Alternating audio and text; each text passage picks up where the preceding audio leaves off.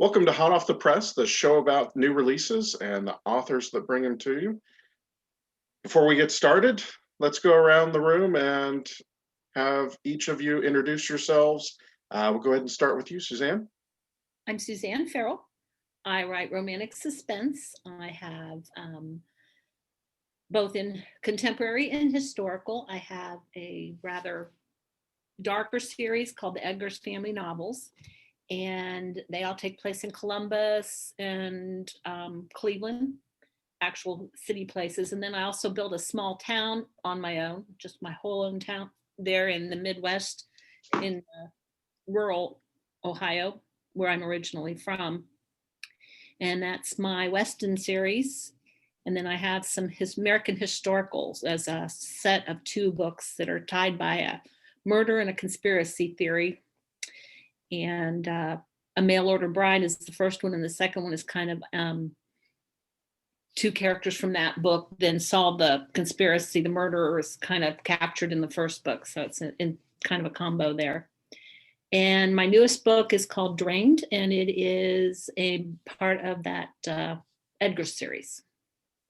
All right, perfect. Jon, how about you? I'm Jon Land, and I'm a thriller writer. Even when I'm not writing a thriller, it's a thriller. I'm best known probably for the Caitlin Strong Female Texas Ranger series. I've also done 6 books in the Murder, She Wrote series, and I'm here tonight to talk about my first book in Margaret Truman's Capital Crime series.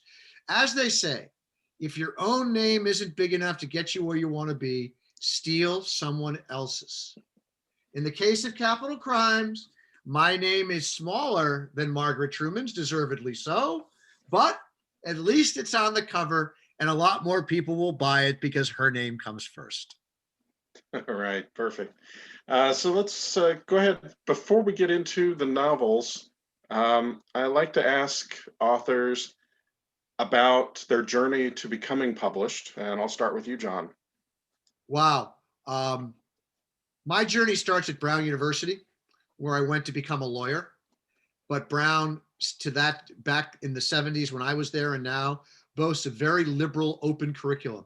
It was the new curriculum then, but now it's not new anymore, so they call it the open curriculum. Same thing, just a different name.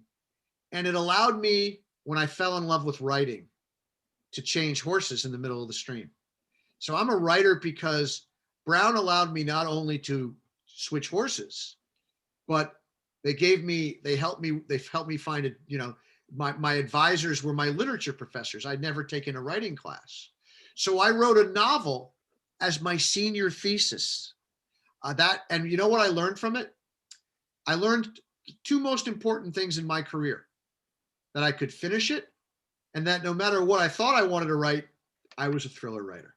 You only can write what you would read if someone else had written it. Writing is instinct. You scratch where it itches, to quote Stephen King. You don't control your genre. It's going to come out of you however you try. So that was my first book, and I learned I was a thriller writer, and I also learned I could finish. I could finish a 500-page book. It wasn't very good, but what a great learning experience. James Michener once said, before you can write your first published book, you have to write 10 others and read 100. I would say you've got to read at least 10 and write at least 1. Or maybe he said 1,000. I think he said 1,000. I say read 100 books in your genre. That's what it was. 100 books in your genre and write 1. So I had the great luxury of learning on the job. So my next book, which I wrote my first year out of Brown, became my first published novel. It was rejected. This is back in the old days, before email, before multiple submissions. So you went to one publisher at a time with the same hard copy. And by the time you got to 5 or 6 publishers, it was all wrinkled and coffee stained. I was rejected by every publisher, some of them twice, until a company called Zebra, which is now Kensington. And Suzanne, they got their start with a phenomenally successful romance line. Mm-hmm. That's how Zebra started under the great Walter Zacharias. It was the most magical experience to get that phone call that someone had bought my first book. I stayed with them for 2 books, moved on to Random House, and then I moved on to Macmillan, Tor Forge with Tom Doherty. But at its heart, I owe Brown University everything. Without Brown, I would not be a writer today. So what was it that pulled you away from your other profession? You know, I fell in love with the process. 2 things. I fell in love with the process of writing. And one of my advisors, George Montero, who recently passed away, my other one was the great Elmer Blistein, told me the story of how he became a professor. What he never thought about going into teaching until his English professor in college, he wrote a paper and he met with his professor about it. The professor said, "This is so good, you should publish it." And this light bulb went off in his head. Publish. That got me started, not just loving the process of writing, but trying to actually publish. My first article was published my junior year at Brown in People magazine. And they changed every single word I submitted. Nothing was left except the most important 2 words in capital letters at the very end of the article, Jon Land. And from that moment on, there is nothing I enjoy more than seeing my name in print, but especially when I was younger. And so the process, but also I would say, and Suzanne is going to smile when I say this, because I know she feels the same way. When I open up that box of books, the first ones that arrive on the doorstep, sure, I've seen, I've got the paste ups and I've glued the cover onto a dummy book just so I can look at it. But when I open it up and they're really there and it's really the jacket and it's really surrounding my book, I still get the same chill. I still get the same Christmas morning excitement that a little kid has. And I think more than anything else, and I've never said this as advice to writers, but I think one of the most important things, one of the most important features a writer has to have is part of him or her can never grow up. And we can come back to that later because there is more to that. But I want to hear Suzanne comment on my box of books. If you get the same chill when you open up yours, that first box. I do, but I have to order mine because I'm indie published. So Okay. I have to order them. So mine kind of, when they get here, there'll be usually that book and a few others all together. Uh-huh. To pull those out, I usually order 10 books to begin with. And the first 5 are to family. I sign them to family members so that all my kids have a copy of mom's books, whether they read them or not, they have a copy. My aunts in Tennessee, who actually helped my writing world as a reader, as a teenager, they always get a copy. And then of course I have a set, and then I put the rest away to send to readers. And one goes to my former boss, who was my beta reader for a long time. But it's nothing like pulling that out and going, I did this. This is mine. Yeah, that's what I'm talking about. It's pretty cool. What about your journey to publication? Well, mine is a little convoluted. I took a detour into nursing for a number of years.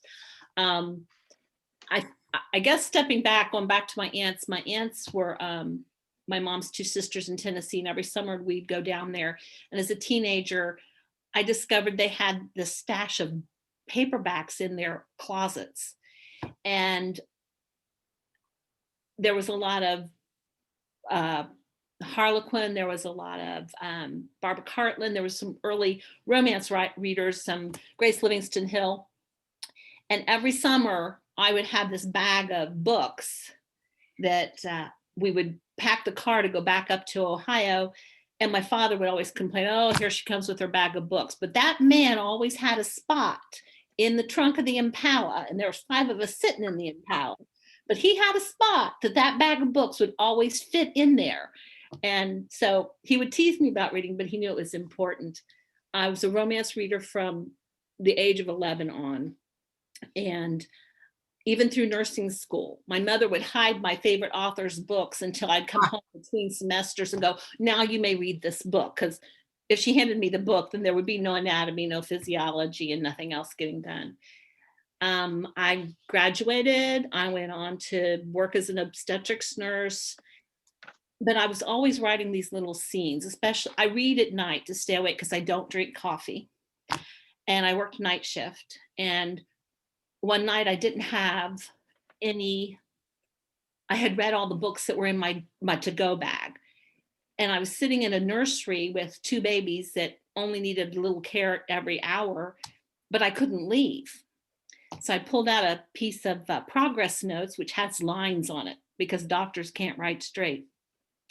And I'm sitting there and I'm writing this scene about this pregnant lady who's in a mercantile, because I love historicals. And she looks over and all of a sudden she hears this voice, and it's the voice of the man she knows is a murderer.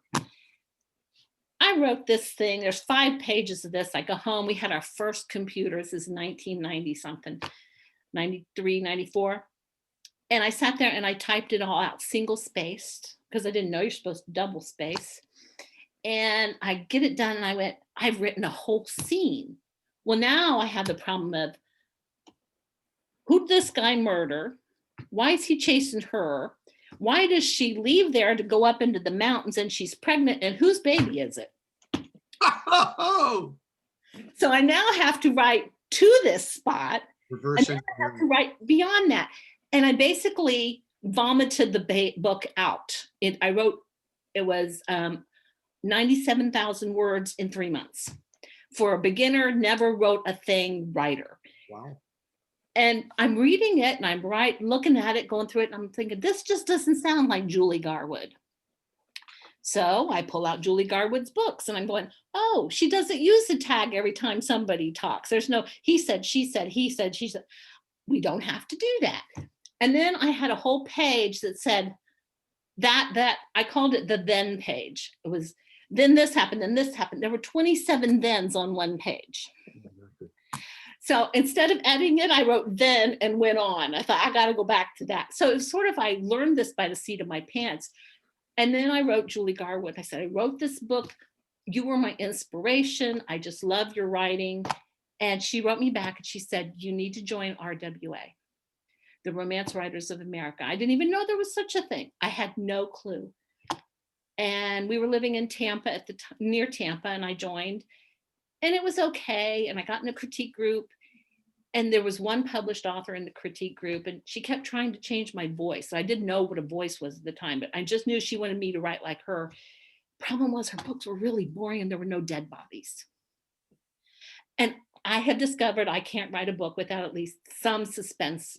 Almost always there's a dead body somewhere, but not always. And it became I finally had to leave the critique group after I told her I couldn't write like her because she was boring. I don't know why she was offended, but she was. We moved to Dallas. I joined the Dallas group, and that's where I really learned about writing, submitting, that if you wanted to do this, you had to really kind of commit to it. And I joined I submitted 2 of my manuscripts to the Golden Heart, and they finaled.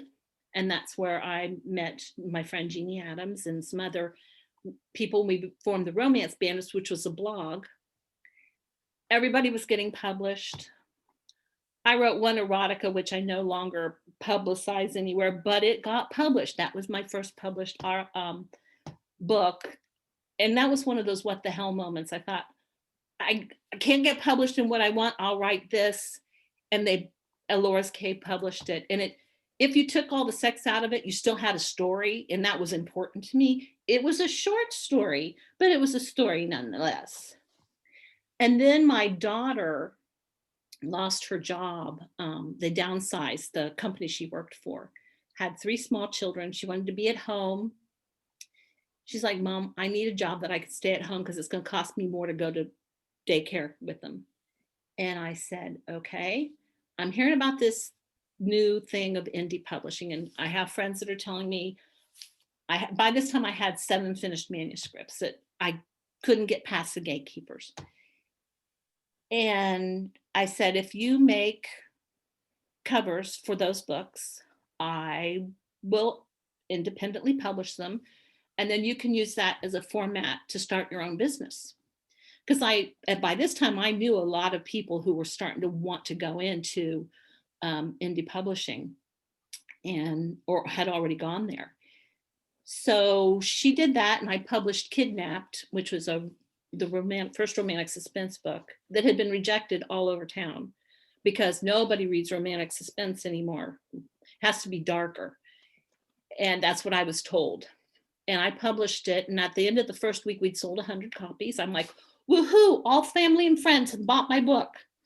And then we hit the 500 people, like 2 weeks later, 500 people had bought it. I'm like, that's every nurse I've ever worked with.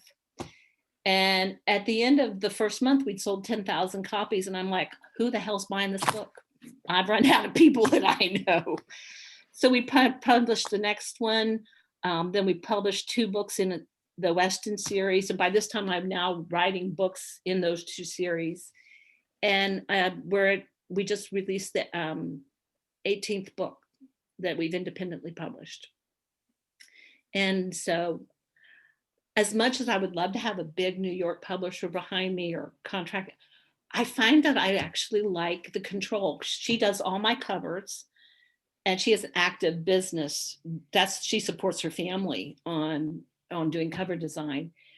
And I have 3 people, depending on who has the time, to do editing for me. And I just love that. I was able to retire from nursing, which was my goal. I didn't want to be 62 and standing at the bedside delivering babies, as much as I love delivering babies. There's a physical job that at about 60 years old, you should stop doing it. Of course, you don't have any sense until you're at least 35. So. All right.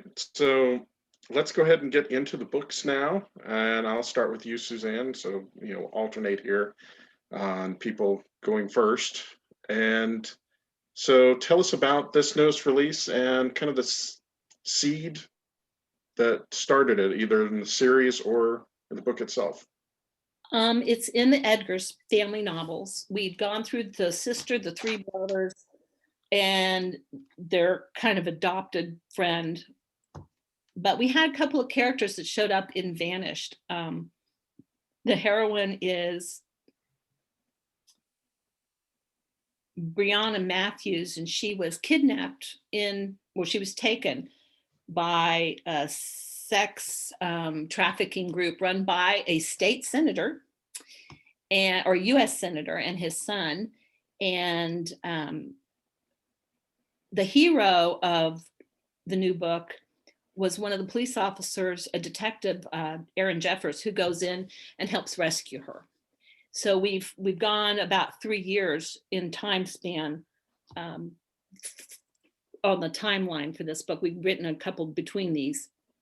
And the premise of the story actually came from my son. All the books in that series are one-word titles. We have Kidnapped, Hunted, Seized, Vanished, Exposed. And he comes, Mom, I've got a title for you. And I said, what? And he said, Drained. And I'm like, Drained? Everybody's going to think the heroine's just tired. And he goes, no, that's not it. I said, well, what's the premise? And he said, my sister always wanted me to write a serial killer book. She's like, Sue, write a serial. I don't write serial killer books. I write romantic suspense. No, you need to write a serial killer book. So my son said, you could have a serial killer killing homeless people and draining all their blood away. I'm like, there's our book. So my heroine and my hero kind of stumble into this. And now they now know they have a serial killer in Cleveland. And they go into the world of the homeless. The premise is that who looks for the homeless? They're already missing. And that's kind of the serial killers, they're just useless. And he has a reason for why he's doing it, but I'm not going to tell you what that is. All right. Jon, what about yours? Well, for me, it was a little different because I was inheriting something. I was inheriting a brand, inheriting Margaret Truman's fabulously successful Capital Crimes books, there had already been 30 titles. There was already an existing hero, but there wasn't a story.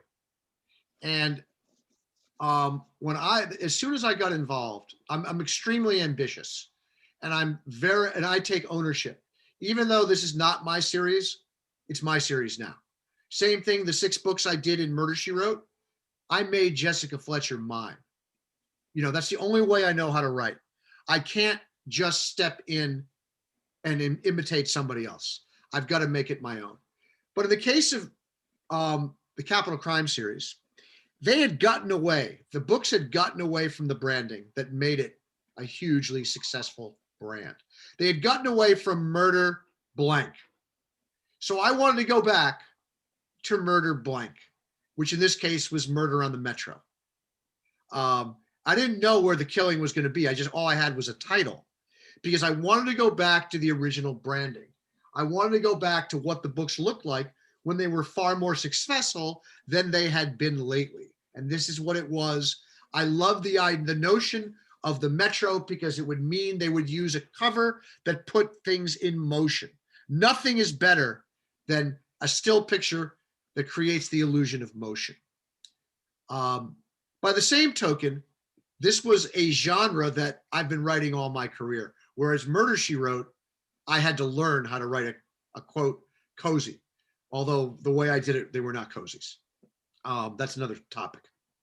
So there was a lot of education involved in Murder, She Wrote, whereas Capital Crimes was like jumping into the shallow end of the pool.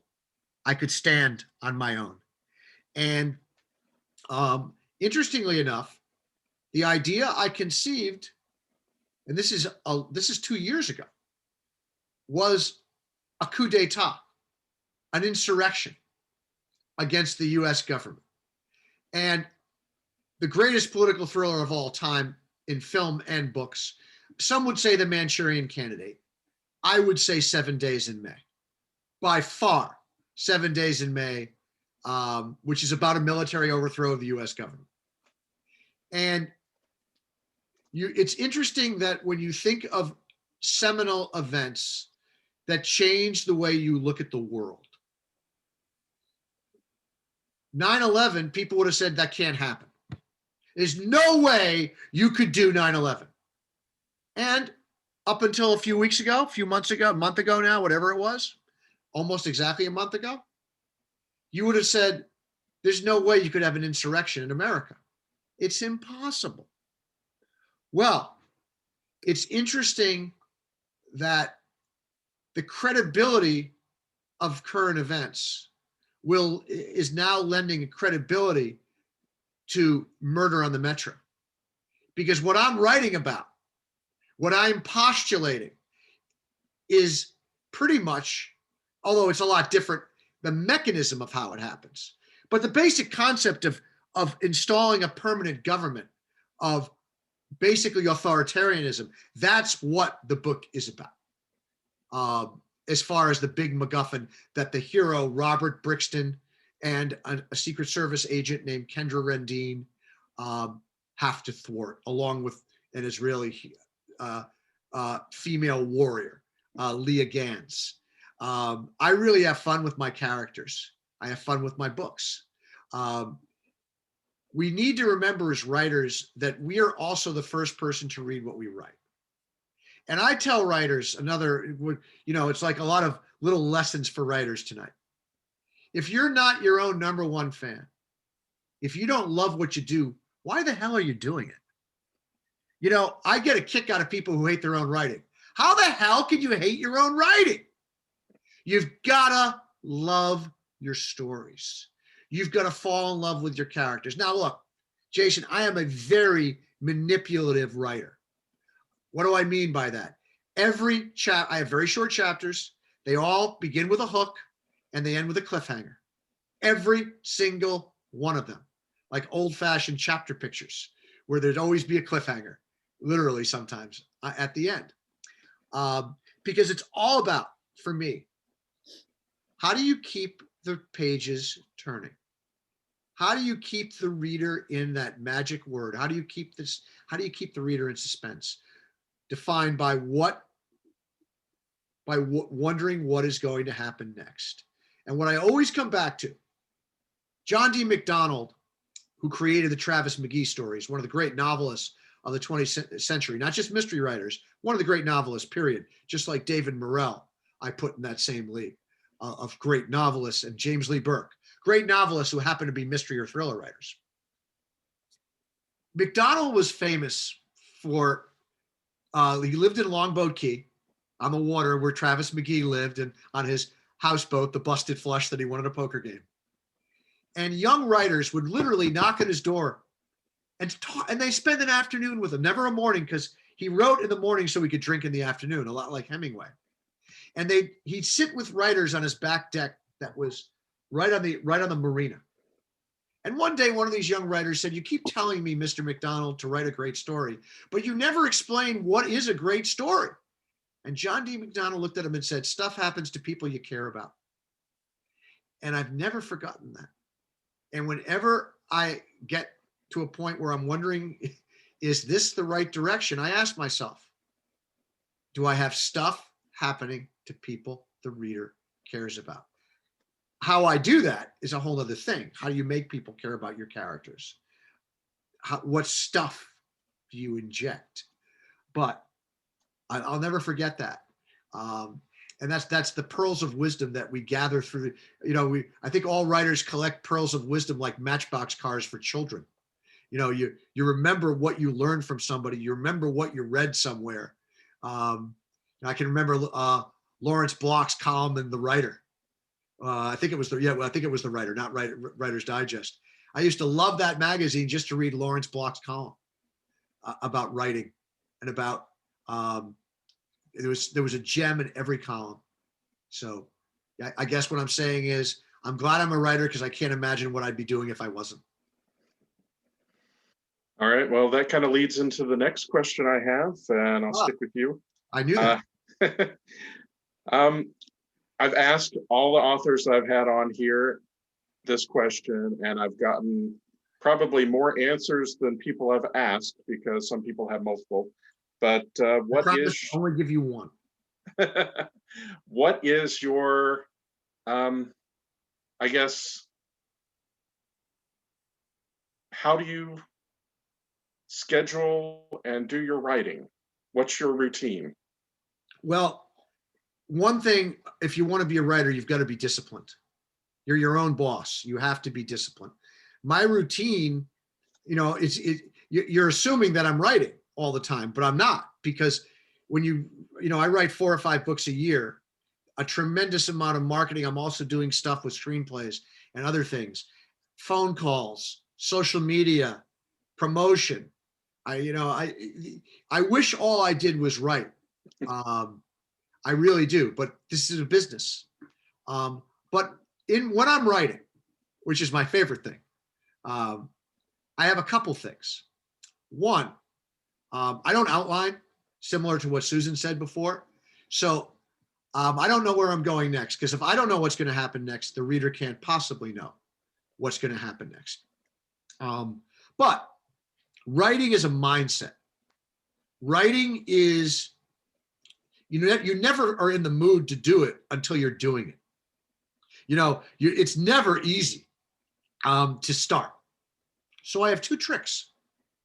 One, I never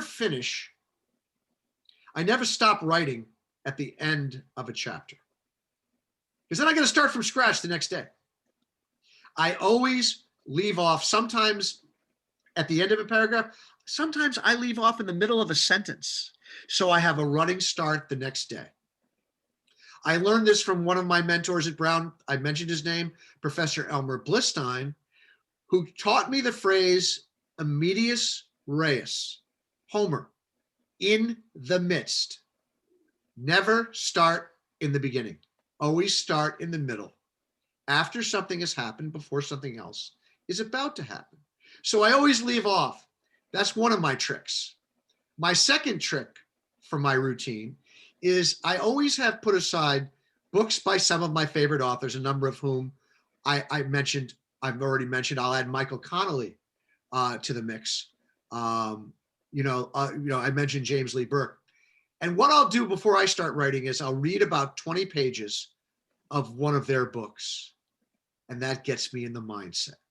It puts me in the world of storytelling because it gets my mind where it needs to be.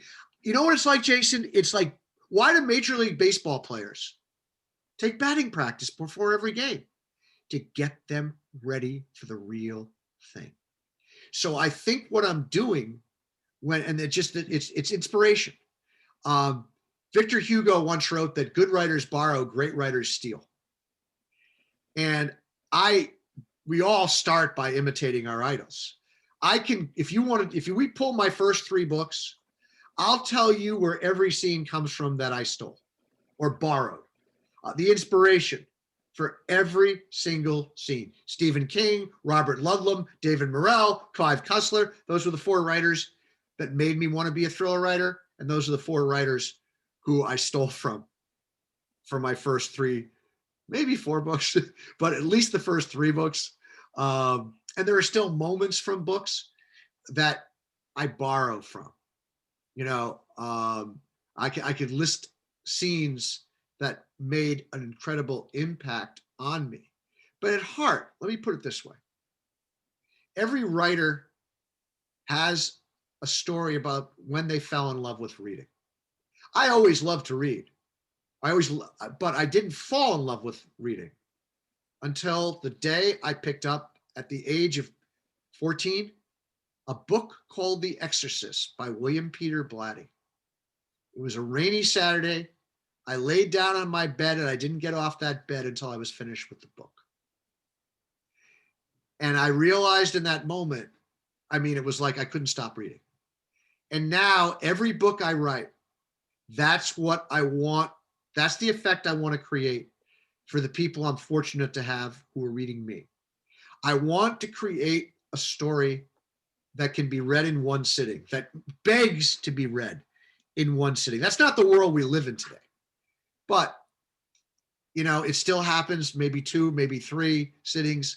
But I want to replicate for my readers the experience I had as a 14-year-old reading The Exorcist. Because when we're writing to the child in all of us. We're writing to the imagination, the subconscious, that is going to be lifted out of the world in which we live physically and transported into the world that I'm creating or any writer is creating. You forget where you are as you're reading a great book. When you're reading a book that's scaring the hell out of you, like Dr. Sleep, the last book that scared the hell out of me. And I think the ability to do that is the greatest gift a writer can give. But the point is that the imagination doesn't age. Your imagination at the age of 50 or 60 or 30 or 40 is the same thing as it was when you were 3 or 4. And your parent, your mother, your father, your grandfather, your grandmother is telling you a story as you fall asleep. And you don't want to fall asleep because you want to get to the end of the story. That's who I wrote. That's the part of you or Suzanne and everyone else. That's what I'm writing to. And I'm writing from that part of me to that part of you. And it's a very intimate relationship, by the way. It's a promise, a bond a writer makes with a reader. Says you just spent $30 or $20 on my book, $8 if it's a paperback, $0 if it's a Kindle Unlimited plan or whatever. Who knows what they paid? But I'm making a promise that you spent your money wisely, and now I'm going to entertain you. And I hate when I love the letters and the emails, and not letters anymore, all emails that tell me I did that. And I hate it when I get negative ones because I failed and I don't like to fail. Okay. Suzanne, what about your writing routine? Well, I worked nights for 25 years. So if I'm out of bed by 8 o'clock in the morning, I'm more like this. I can't, there's no creativeness coming out of me when I first get up in the mornings. I can pull up emails. I can pull up the social media, kind of look at that. I can do business stuff. but I know that I'm not going to be able to like create where I'm at. It's usually in the afternoon, early evening, sometimes late at night.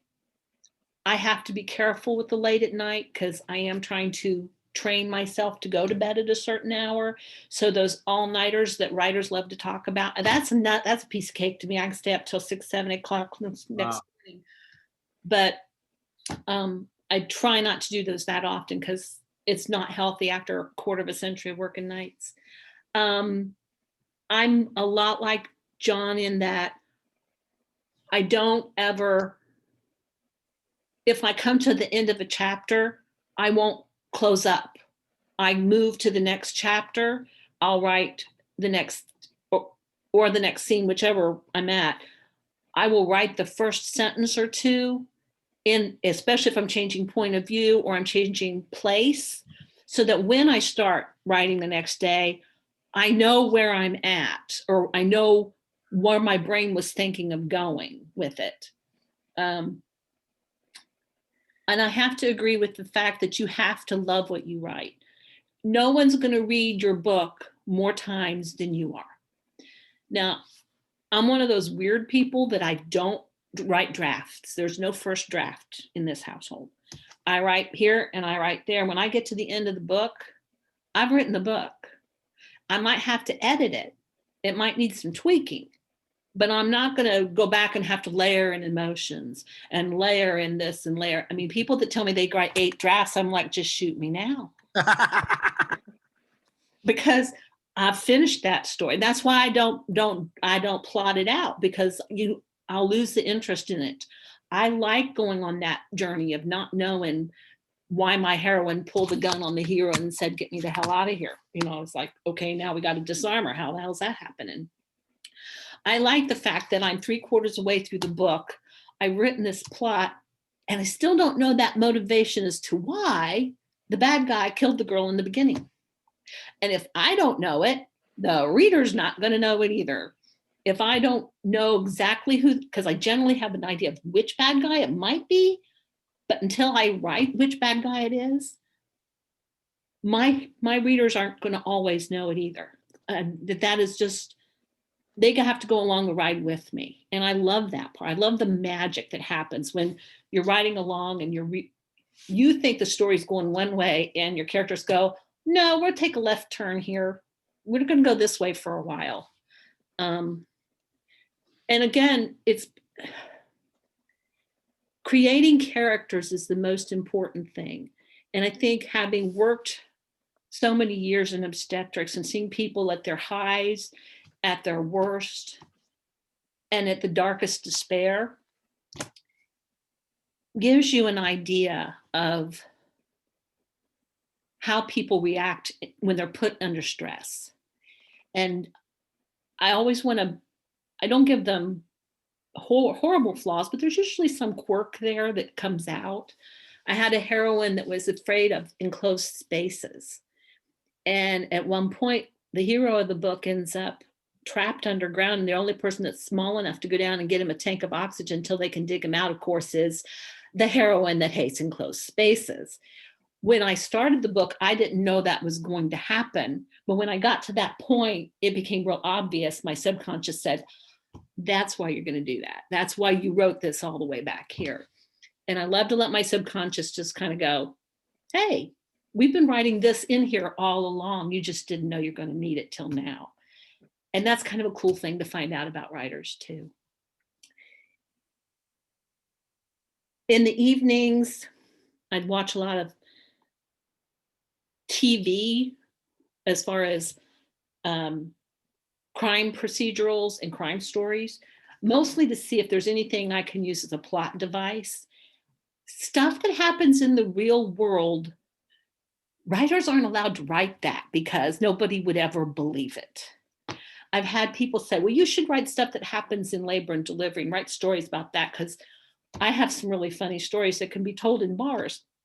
But I said, people would not believe it. They'd say, oh, that never happens. But because fiction has to be more true than real life. Because people will only suspend their disbelief for so long. And that's what you're asking them to do when you're writing a story. So it still has to kind of make sense to them. And the real world does not make sense a lot of times. So I do use them. I was writing a book, I was writing Exposed. And that's the book that I didn't know the reason why the ultimate bad guy killed the girl in the beginning of the book. And I went home to visit, and they were doing a vote on legalizing pot in Ohio. And it was a big thing. I always went home in the fall, and I was always home during elections, which was a whole other ugly thing. But what happened was, while I was home and we were talking about that, I said, that's why we killed the state congresswoman's state representative's daughter, is because the guy was growing pot in Southeast Ohio, and he didn't want pot legalized because it would kill his business. So he killed her daughter, forcing her to resign. That was his idea. And it all made sense. So that was my plan. I'm writing this, and about 4 days later, on the news was a whole family was killed in Southeast Ohio on pot farms. And I'm like, that's kind of freaky weird. When I wrote Vanished, I had my heroine kidnapped in Cleveland in this sex ring thing. And 6 months later, they found those 3 girls in that home where the guy had kept them for years. Yeah. So when I wrote Close to Danger and had it in Ohio, and I put the whole state under a blizzard, I called my mom. I said, make sure you have a lot of food in the house, because I've just put the state under a blizzard. And if it follows form, you guys are going to get snowed in. And she laughed, and they had a snowstorm the next weekend. So I'm kind of afraid to write things. Suzanne, I got one for you. If you ever want to do a labor delivery, a delivery nurse delivers a baby, everything's normal, and the mother disappeared. No sign they were in the hospital. There's no record of the birth ever happening. No record the mother ever checked in. What happened? Who's responsible? Is the nurse losing her mind? Did this never happen? Or what happened to that baby? What happened to that mother? And who made them disappear? Don't give me more ideas. I've already tried to blow up a hospital in one book. You got me thinking, though. I think, Jason, and I know it's back to Suzanne, but the thing about writing, you can never be a prisoner of facts. You can never be a prisoner of what is. You must open your mind to what if and what can be. That's the key thing. I wrote an opening scene of my most recent female Texas Ranger Caitlin Strong novel, Strong from the Heart, opens with 300 people dying in a millisecond, or over, say, a minute, in the same place. They're all dead. They all died within a minute of each other. And but how do they die? How can 300 people in a small town on the Texas-Mexico border die? Well, when I wrote the scene, I had no idea. I just knew I was going to write a great scene, and I'd figure it out later. Because if you're not a prisoner of facts, if you are open to speculation and instinct is guiding you, it will take you to the right place. I can't tell you how many times I've gone to experts and say, here's what I did. Tell me how to make it credible. And they'll say, no, you can't. This is impossible. And I say, no. Tell me how it could happen. And I'm talking about, you name the field, I've spoken to someone in that field about making the impossible possible. And they always go, well, now that you mention it, here's what you could do. If there was, and then they'll go into some whole reason. There is nothing you can't make happen. There is no plot point. There is no technology. Now, my books are more technologically oriented in all likelihood than Suzanne's. So my research is basically Google. When I need something, I find it. I don't like to write the books around the research I do in advance. I call that the Tom Clancy Factor. Is there anybody out there right now when they read a Tom Clancy book, they don't skip the stuff that's dull to try to get to the stuff that's fun? Why do you have to do in 5 pages what you can do in a paragraph? I don't need to know the inner workings of every missile you're going to explode. I just need to know it's going to kill a lot of people. And if you describe a tree, it's because there's a sniper on one of the branches. Otherwise, there's no reason for the tree to be in the story. No reason. Unless maybe the character fell out of the hero fell out of that tree when they were a kid and broke their leg, and that led to them to become that's a key plot point in the book. What am I saying? Everything is about story. Everything in what I do, every single word, every single sentence, paragraph is driving the story forward. Every scene you read, you will know something you didn't know before, but you will realize there's a lot more you need to know. Well, I think sometimes with the research is you as the writer needs to know the information. And there might be a lot of information that you have to write to fit in your head. And all you're going to use out of all that information is one sentence. And it's the one, well, your interpretation of whatever it is, the one little piece of information is one sentence. I have a wonderful friend who wrote Scottish historical. She doesn't write anymore, but she sent me a book to critique. She's my critique partner. And we're into the second page of the book is an entire paragraph into the third page of the war system of the clans back pre-Culloden days. And if this group went to war with this group, then this group would have to go to war for this group because this happened. I loved it. It was great. I called her up and said, you can't do this. And she said, what do you mean I can't do this? I said, you're going to lose all your readers. You're not going to lose me, but you're going to lose all your readers. How about if we break it up into chunks and move it around throughout the entire first paragraph? Maybe he thinks it here and he's talking to somebody else for this section, and then somebody else says something over here. Now you've got the same information because she swore the information had to all be in there. Okay, let's break it up. And it ended up being a really good way to do it. And she's like, you're brilliant. And I'm like, I was desperate because you can't put this book out there that way. And she was on a tight deadline and she had to fix it. So, but a lot of times we fall in love with our research. Great point. I love blood products. I love discussing blood products. I love types. That comes from my nursing end. And I used to run blood all the time on really sick moms. So I'm comfortable with that. And it played parts into this book.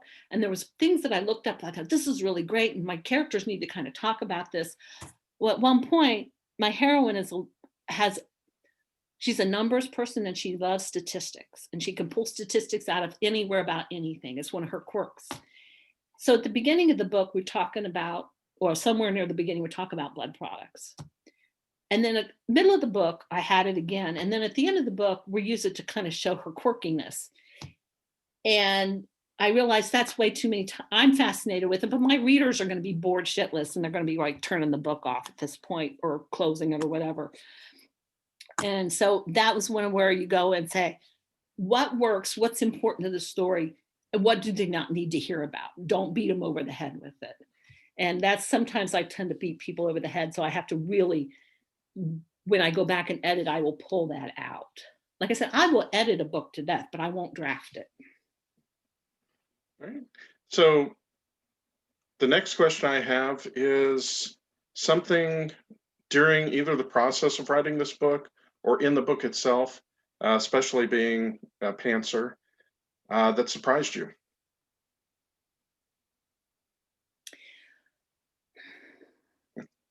Now I have to think about it. I get to go second. This is great. This is a good question to go second on. That surprised me about the book. Or the process, or like I said, could be involved in the writing that you just discovered about yourself, or a character, or anything. I had a bit of a problem, and I don't want to get too topical, I have some characters in the book that are trying to be diverse in the story because it's a diverse city, and these characters have been in the book before. I've got a guy named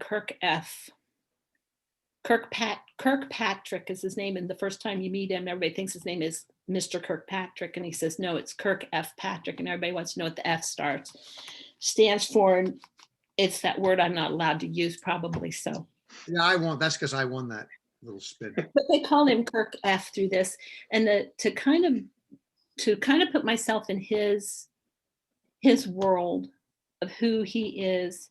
He's a young man, African American descent. He's kind of like a sidekick to this group, a well-liked one, well-respected one. He was a teenager, and now he's a young man in college who's studying to be a police officer or to be in law enforcement. And his grandmother raised him, and she makes an appearance in this book. And she's a hoot. She's like everybody's grandma should be Nana. And to kind of address a few issues without preaching, and how to take that as an author and take what's going on in the world now and how much do I want to put into my book, and yet keep my characters as real as I can make them. And I hope I did a good job with it. I sent it to a friend, and she and her son read it, and they said, yeah, it reads good. I'm like, okay. So that was a little bit of the first time I've ever had to step back and think beyond just let my characters be my characters. And I don't like that. I want my characters just to be the people they are. But I mean, I see him at some point being a hero in the book. So I want to make sure in a book, because every character that you bring into a book should move the story along. And that I always think of them as maybe they'll be the next hero in the next book or 3 books down the line. I've always got this extended thing going on. The way the book came together, I wouldn't say I had anything surprising, because I kind of knew, like I said, I kind of had the plot handed to me by my son, but it was, how do you handle that? And walking into the homeless world and kind of talking with people, talking to the coroner's office, and that they have their own investigators that are separate from the police division up there. That, I'm not afraid to call somebody up and say, this is going to sound weird. I write romantic suspense, and I have this thing I need to ask you about your job. And they get real quiet. And I'll go, seriously, you can look me up on the internet. Here's my name. Here's my website. Call me back in 10, 15 minutes if you have time. If not, and they'll go, well, hold on. And you're on hold. And then you come back, and then they're like, oh, well, yeah. And my questions aren't, you don't do your job right, or you need to be doing this. It's like, what do they call you? What is your title when you come on there? I mean, I can tell you what the TV says, but I want to know what your real title there is in Cleveland. I also learned I like Google Maps. When you live in Texas and you're writing about another city, one of the best things is to be able to go, I need a building, and I need an abandoned building, and I need it to be in the high crime area. And you can look all that up, and then you can go there and you can drop a little man on the road, and he can go and look at the building. And then I now can describe an abandoned building to find a dead body in. And I'm like, that's cool. And then I can go and do a 3D around Cleveland's football stadium, and I can see where the trains are, and I can see where a good place outdoors would be to hide people, where would not be a good place. So it helps with those. So I love Google Maps is good for writing contemporary books. Perfect. Jon, how about you? I think that how I would define the question about surprising myself is something I didn't know about a character when I started the book. Look, it's a device. I inherited Robert Brixton, the hero of the Capital Crime series, from Don Bain, who had written the last 6 or 7 or 8 after Margaret Truman died. And Don Bain made Robert Brixton too vanilla for me, much too vanilla. What do I mean by that? he's a private investigator. It's the books were very cerebral. There weren't a lot of action, and the action there was, I didn't find particularly effective. So I'm an action writer, and my characters tend to be gunfighters. So the way Don Bain had created Brixton was he was a private investigator. But he had served with this shadowy arm of the State Department overseas called Sitqual. And it's 2 words or 3 words combined, but all you need to know is I realized early in the writing of Murder on the Metro that Robert Brixton had to be more than a private investigator. Because if you're around the world of special operations and special forces, Navy SEALs, Green Berets, you realize that they notice things that most people don't notice. Small things, and they're capable of responding to those things. So my Brixton, right from the first scene you meet him, had to be a different character than how he had been written in the past, as far as his background, to establish his credibility. So little did I know that when he was with Sitqual, he's what that in that world is called a door kicker. He was doing a lot of raids. He was protecting diplomats, yes, but the way you protect diplomats in that world is you eliminate the threats to them overseas. If a terrorist group is out there that's going to kill the person you're responsible for protecting, you don't wait to protect your diplomat. You go and wipe out the cell that's going to kill him, that's going to assassinate him. So I don't think there was one bit of background on Robert Brixton ever doing anything like that before I took the series over. And now I've made him into the kind of character that I write best. I've made him my own. But it surprised me, Jason, because I didn't know. I thought I was inheriting a different character. But as soon as the book started, I realized I wasn't inheriting a character. I was inheriting a name. And the character was mine to do with what needed to be done to serve the story. So now he's more of an action character. He's good with a gun. He can fight. But one thing you can't change, and I find this, I know some authors do it. I don't think it's fair to the audience to change the age of your hero, to keep them ageless.